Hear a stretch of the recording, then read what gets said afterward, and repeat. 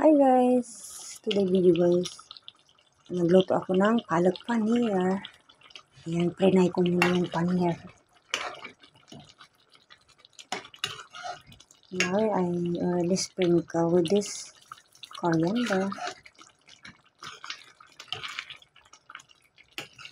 Wow!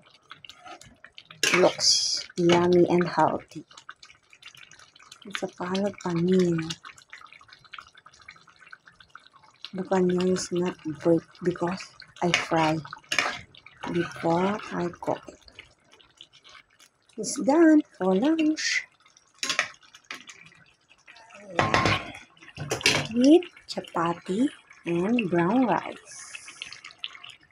This is the brown rice. This is the chapati. Look at the chapati piece. It's very soft. Wow.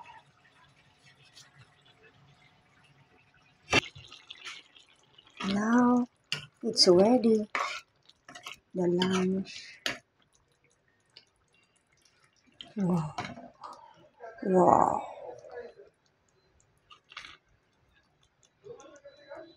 It's a palak paneer. Yummy.